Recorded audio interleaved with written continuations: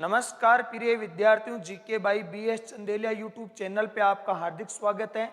और विद्यार्थियों, आज के लिए हम आपके लिए लेकर उपस्थित हुए हैं इंडियन पॉलिटी के महत्वपूर्ण प्रश्नोत्तरी है जो संवैधानिक विकास से संबंधित है और इनको व्याख्या के साथ हम पढ़ने वाले हैं। विद्यार्थियों, क्वेश्चन नंबर 1 की बात करेंगे और क्वेश्चन नंबर 1 है विद्यार्थियों, भारतीय संविधान के विकास प्रक्रिया का प्रारंभिक चरण कौन सा है?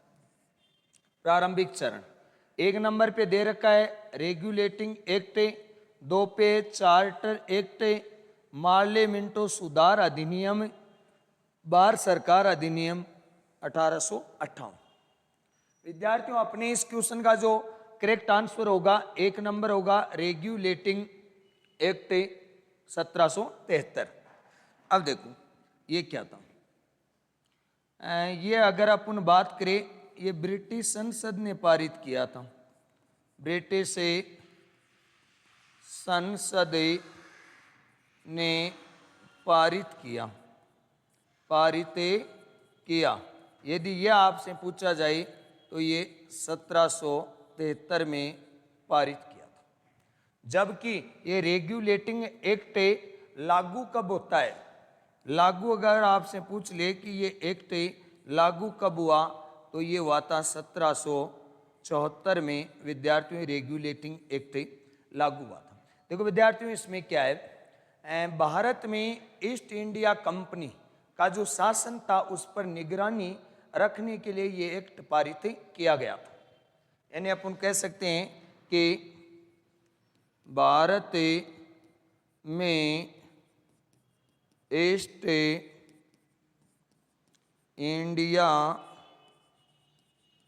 कंपनी की गतिविधियों पर ब्रिटिश सरकार की निगरानी, यानी ईस्ट इंडिया कंपनी यहाँ जो भी कार्य कर रही है उनकी क्या निगरानी रखनी है, इसके लिए रेगुलेटिंग एक्ट सुधार अधिनियम पारित किया गया था। ब्रिटिश संसद में 73 में पारित हुआ था और 1776 में ये विद्यार्थियों लागू हुआ था। तो इसका करेक्ट आंसर जो रहने वाला है वो रहेगा एक रेगुलेटिंग एक्ट। नेक्स्ट क्वेश्चन की बात करते हैं और विद्यार्थियों अपना क्वेश्चन नंबर 2, एलिजा इम्पे, कई बार एग्जाम में रिपीट हुआ। एलिजा इम्पे का संबंध किस क्षेत्र से था? तो विद्यार्थियों, ए में दे रखा है शिक्षा, 2 में न्यायिक क्षेत्र, 3 में साहित्यिक क्षेत्र और 4 में खेलकूद। तो विद्यार्थियों, इसका जो करेक्ट आंसर रहेगा वो रहेगा न्यायिक क्षेत्र। अब देखो क्या था। एक स्थान है कलकत्ता, और कलकत्ता में किसकी स्थापना होती है? कलकत्ता में विद्यार्थियों स्थापना होती है सर्वोच्च न्यायालय की। किसकी स्थापना होती है? सर्वोच्च न्यायालय की क्या होती है? स्थापना होती है। कहाँ? कोलकाता में। और ये स्थापना कब होती है? ये 1774 में सर्वोच्च न्यायालय की क्या हो पाती है? स्थापना हो पाती है, जो प्रथम भारत का सर्वोच्च न्यायालय माना जाता है। अगर विद्यार्थियों अगर अपन बात करें, इसे कोलकाता सर्वोच्च न्यायालय का जो प्रथम मुख्य न्यायाधीश था, मुख्य न्यायाधीश था, वो था sir Elijah Impey. Sir Elijah Impey ये प्रथम मुख्य न्यायाधीश था। ऐसे ये जो सुप्रीम कोर्ट था, इसमें क्या था विद्यार्थियों? 1+3, यानी एक तो था मुख्य न्यायाधीश, मुख्य न्यायाधीश, और 3 क्या थे? अन्य न्यायाधीश, अन्य न्यायाधीश। अगर आपसे इनकी टोटल संख्या पूछे तो टोटल कितने? 4 न्यायाधीश थे। कितने थे? 4। ये जानकारी है विद्यार्थियों और इसमें अगर अपन बात करें तो जैसे एक का नाम था चेम्बर्स और एक का नाम था हाइड, ये कुछ अन्य न्यायाधीश थे विद्यार्थियों। और अगर अपन बात करें नेक्स्ट क्वेश्चन की तो विद्यार्थियों अपना नेक्स्ट क्वेश्चन, इसका करेक्ट आंसर तो न्यायिक क्षेत्र है और नेक्स्ट क्वेश्चन अपना रहने वाला है क्वेश्चन नंबर 3। 1776 में कलकत्ता में स्थापित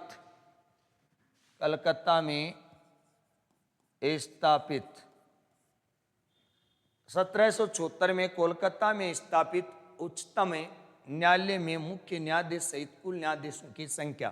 तो विद्यार्थियों अभी मैंने बताया था इसमें क्या था, 1 + 3 बराबर कितने थे, 4 क्या थे न्यायाधीश। करेक्ट आंसर रहेगा 3 नंबर। नेक्स्ट क्वेश्चन की बात करते हैं विद्यार्थियों और अपना नेक्स्ट क्वेश्चन रहने वाला है क्वेश्चन नंबर 4। किस अधिनियम के द्वारा बोर्ड ऑफ कंट्रोल की स्थापना की गई।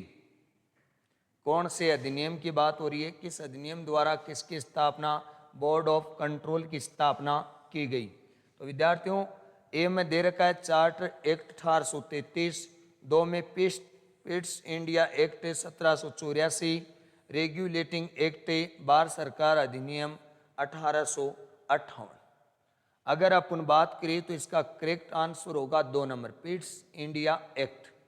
इसके तहत क्या किया गया था, बोर्ड ऑफ कंट्रोल की विद्यार्थियों स्थापना की गई थी। इसकी स्थापना की गई थी बोर्ड ऑफ कंट्रोल स्थापना की गई थी, क्योंकि जो 1773 का रेगुलेटिंग एक्ट था इसकी खामियों को दूर करने के लिए ये एक्ट पारित किया गया था। 1773 का रेगुलेटिंग एक्ट की खामियों को दूर करने के लिए, खामियों को दूर करने के लिए, खामियों को दूर करने के लिए ये पिट्स इंडिया एक्ट पारित किया गया था। तो प्रश्न है कि किस अधिनियम के द्वारा बोर्ड ऑफ कंट्रोल की स्थापना की गई। तो पिट्स इंडिया एक्ट के तहत इसकी स्थापना की गई।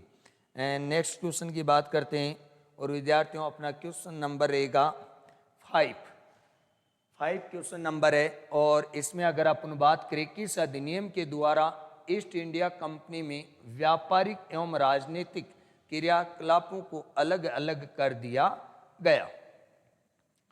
क्वेश्चन नंबर 5 की बात हो रही है किस अधिनियम के द्वारा ईस्ट इंडिया कंपनी का एक तो व्यापारिक और एक ही राजनीतिक क्रियाकलापों को क्या कर दिया, अलग अलग कर दिया गया था।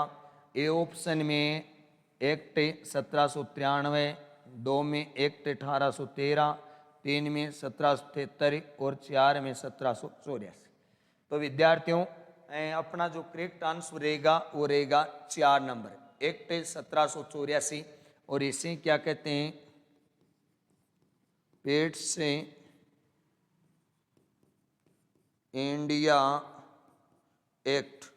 पिट्स इंडिया एक्ट के तहत राजनीतिक क्रियाकलाप एवं व्यापारिक क्रियाकलापों को क्या किया गया है, पृथक पृथक किया गया है। इंपॉर्टेंट क्वेश्चन है एग्जाम की दृष्टि से।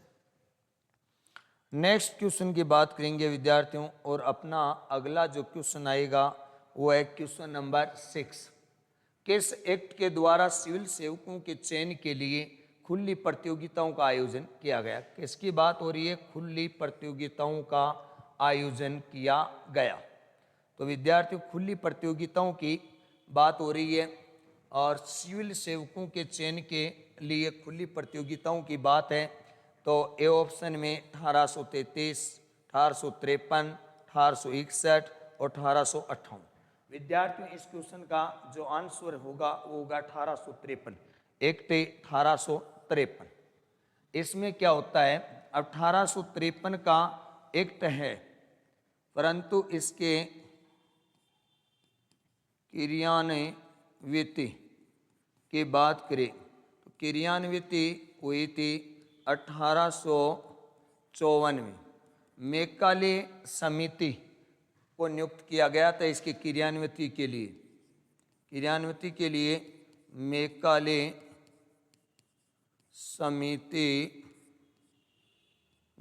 समिति नियुक्त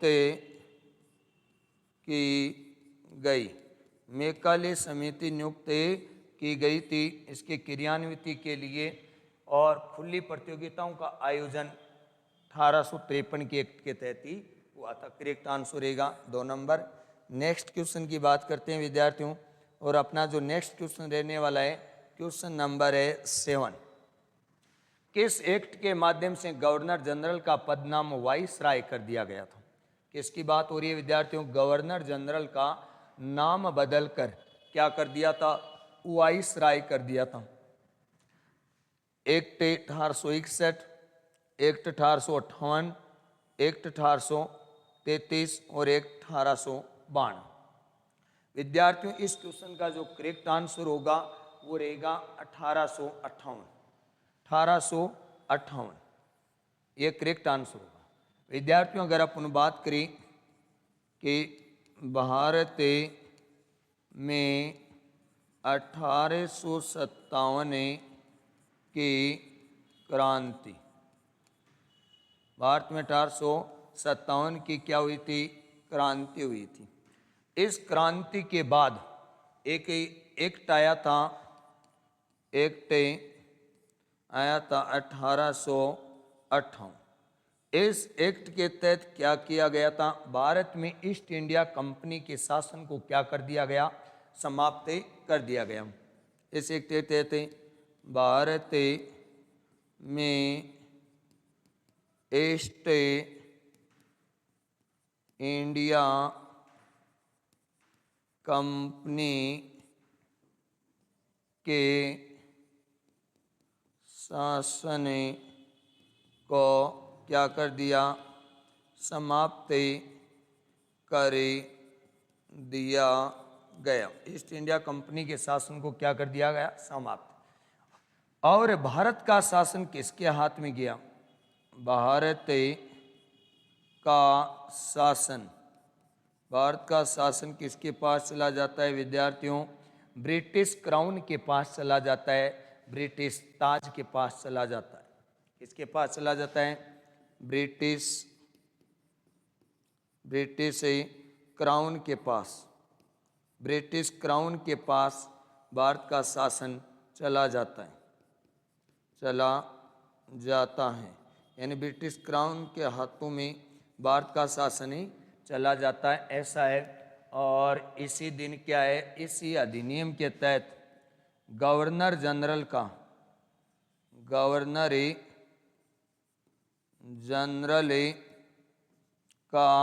पदनाम क्या कर दिया गया था? वाइसराय कर दिया गया था। गवर्नर जनरल का पदनाम वाइसराय कर दिया गया था। अगर आपसे पूछे भारत के प्रथम वाइसराय कौन थे तो विद्यार्थियों लॉर्ड कैनिंग थे। किसकी बात हो रही है? भारत के प्रथम वाइसराय, भारत के प्रथम वाइसराय के विद्यार्थियों लॉर्ड कैनिंग। भारत के प्रथम वाइसराय आपसे पूछे तो कौन थे? Lord Canning. और अगर आप 1773 के रेगुलेटिंग एक्ट के समय गवर्नर जनरल पूछे तो विद्यार्थियों वो थे वॉरेन हेस्टिंग्स। विद्यार्थियों करेक्ट आंसर रहेगा 2 नंबर। और नेक्स्ट क्वेश्चन की बात करते हैं और अपना क्वेश्चन नंबर 8। किस कानून के द्वारा भारत में ईस्ट इंडिया कंपनी का शासन समाप्त हुआ? देखो अभी पढ़ा था आपने, किस कानून के द्वारा भारत में ईस्ट इंडिया कंपनी का शासन क्या होता है? समाप्त। देखो रेगुलेटिंग एक्ट 1773 इसमें नहीं हुआ, पिट्स इंडिया एक्ट और ये 1784 पिट्स इंडिया एक्ट इसके द्वारा भी नहीं हुआ था। गवर्नमेंट ऑफ इंडिया एक्ट और ये था 1858। गवर्नमेंट ऑफ इंडिया एक्ट 1858 के तहत ये क्या हुआ था, भारत में ईस्ट इंडिया कंपनी का शासन समाप्त हुआ था। मार्ले मिंटो एक्ट 1909, तो ये भी गलत है। करेक्ट आंसर क्या रहेगा, 3 नंबर रहेगा। नेक्स्ट क्वेश्चन की बात करते हैं विद्यार्थियों, और अपना नेक्स्ट क्वेश्चन रहेगा क्वेश्चन नंबर 9। भारतीय परिषद अधिनियम 1892 की मुख्य विशेषता थी। कौन से अधिनियम की बात हो रही है विद्यार्थियों, 1892 अधिनियम की बात हो रही है, और इसकी मुख्य विशेषता क्या थी।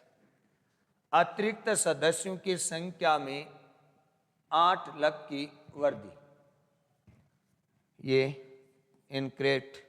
अतिरिक्त सदस्यों को सार्वजनिक हितों के मुद्दों पर प्रश्न पूछने का अधिकार दिया गया, और पृथक निर्वाचन मंडल की शुरुआत की गई। अतिरिक्त सदस्यों के चयन हेतु प्रत्यक्ष चुनाव की शुरुआत की गई। ये भी रोंग है, ये भी रोंग है। करेक्ट आंसर रहेगा विद्यार्थियों 2 नंबर। करेक्ट आंसर क्या रहेगा, 2। अतिरिक्त सदस्यों को सार्वजनिक हितों के मुद्दों पर प्रश्न पूछने का अधिकार दिया गया था। अब देखो, ये बात हो रही है अतिरिक्त सदस्य, वो भी किसमें, केंद्रीय परिषद में। किसकी बात हो रही है विद्यार्थियों, केंद्रीय परिषद में अतिरिक्त सदस्यों की बात हो रही है। इनकी कम संख्या तो कितनी, 10, और अधिकतम संख्या हो सकती थी विद्यार्थियों 16, और कम कितनी, 10।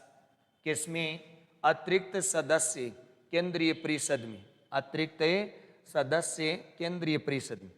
और करेक्ट आंसर क्या रहेगा, 2 नंबर। नेक्स्ट क्वेश्चन की बात करते हैं, और अपना क्वेश्चन नंबर है विद्यार्थियों 10। निम्नलिखित में से किस अधिनियम के अंतर्गत अंग्रेजों ने भारत में पहली बार सांप्रदायिक निर्वाचन मंडल प्रणाली का आरंभ किया। क्या पूछा जा रहा है कि कौन सा अधिनियम है जिसमें पहली बार सांप्रदायिक निर्वाचन प्रणाली को अपनाया गया। 1919 का अधिनियम, 1892 का अधिनियम, 1935 का, 1909 का अधिनियम। विद्यार्थियों इसका जो करेक्ट आंसर रहेगा 1909 का अधिनियम। अब बात करते हैं 1909, इसे कहते हैं मार्ले मिंटो सुधारे अधिनियम कहते हैं। मार्ले मिंटो सुधार अधिनियम के नाम से भी जाना जाता है विद्यार्थियों। इसे 1909 का भारत शासन अधिनियम मार्ले मिंटो सुधार अधिनियम के नाम से भी जाना जाता है। और इसमें पहली बार सांप्रदायिक निर्वाचन प्रणाली को लागू किया गया था। और इसमें कार्य क्या होता है, इसमें मुसलमानों के लिए पृथक निर्वाचन प्रणाली लागू कर दी। मुसलमानों को पृथक निर्वाचन प्रणाली कब दी गई, 1909 के अधिनियम के तहत इनको पृथक निर्वाचन। एग्जाम में कई बार सीधा क्वेश्चन पूछते हैं कि मुसलमानों को पृथक निर्वाचन की व्यवस्था लागू की गई थी, तो 1909 का अधिनियम मार्ले मिंटो सुधार अधिनियम के नाम से जाना जाता है। करेक्ट आंसर रहेगा 4 नंबर। और नेक्स्ट क्वेश्चन की बात करेंगे विद्यार्थियों, अपना क्वेश्चन नंबर रहेगा कौन सा, 11। 1919 के अधिनियम के अंतर्गत प्रांतीय शासन में जो महान परिवर्तन आया वो क्या था। 1919 के अधिनियम में प्रांतीय प्रशासन में जो महान परिवर्तन आया वो कौन सा था। प्रांतों में कांग्रेस सरकार की स्थापना की गई, नहीं। प्रांतों में द्वैध शासन व्यवस्था लागू की गई, यह करेक्ट है। प्रांतों में स्वायत्त शासन की स्थापना, स्वायत्त शासन की स्थापना, ये भी रोंग है। प्रांतों में गवर्नर अधिकार विहीन हो गए, ये भी रॉन्ग। करेक्ट आंसर रहेगा 2 नंबर। प्रांतों में द्वैध शासन व्यवस्था लागू की गई थी। द्वैध शासन व्यवस्था की बात करें तो विद्यार्थियों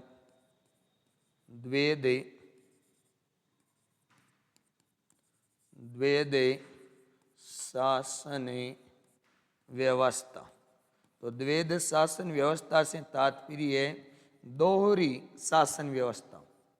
दोहरी शासन व्यवस्था,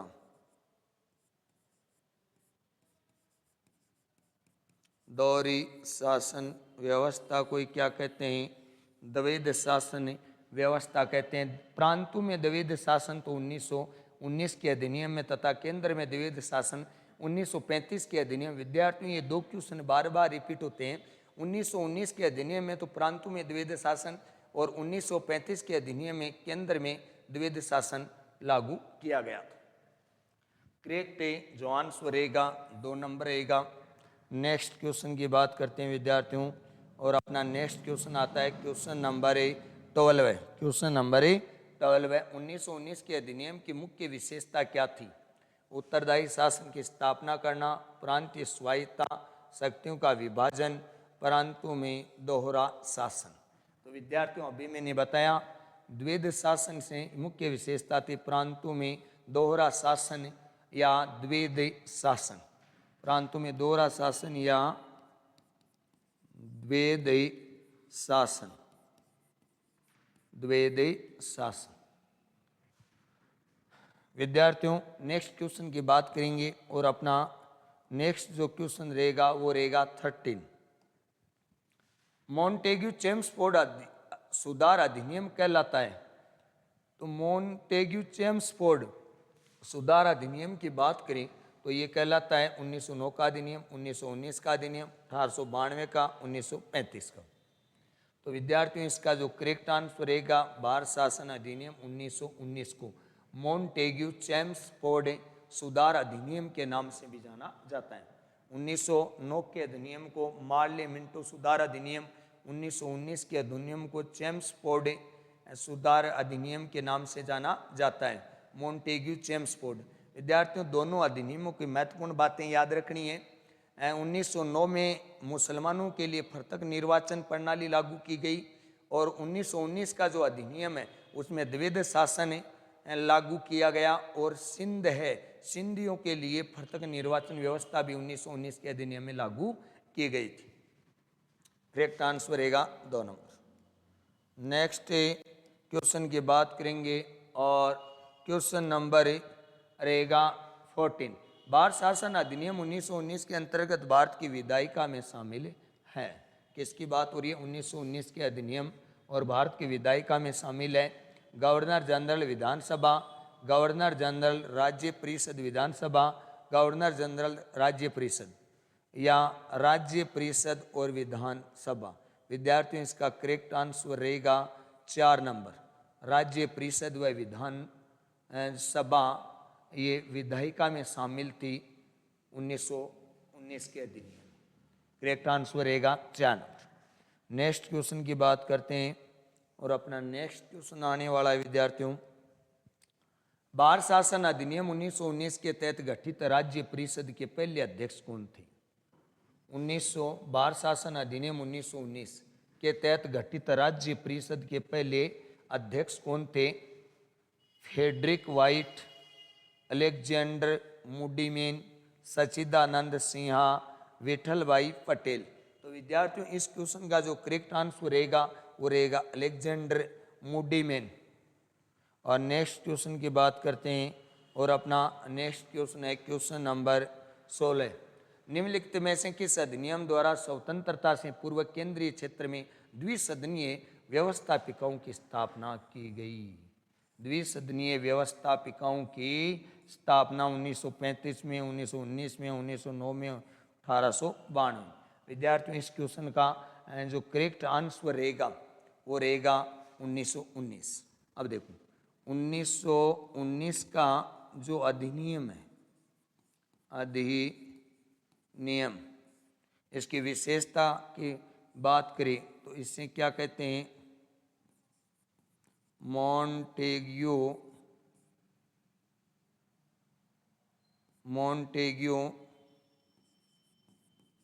चेम्सफोर्ड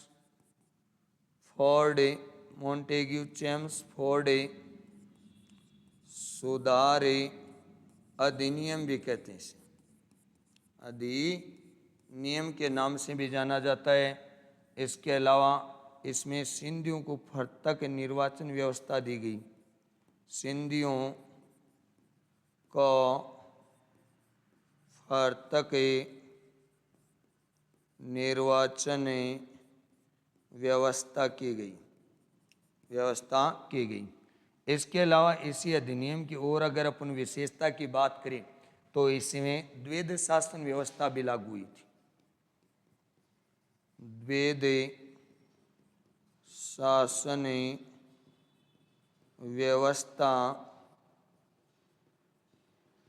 व्यवस्था भी लागू हुई थी विद्यार्थियों। द्वैध शासन व्यवस्था भी इसमें क्या हुई थी, लागू हुई थी।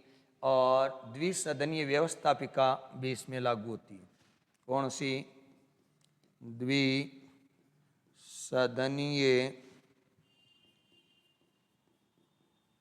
व्यवस्थापिका भी विद्यार्थियों इसी में क्या हुई थी, लागू हुई थी। विद्यार्थियों करेक्ट आंसर 1919 का अधिनियम। नेक्स्ट क्वेश्चन की बात करते हैं और अपना नेक्स्ट क्वेश्चन है क्वेश्चन नंबर 17।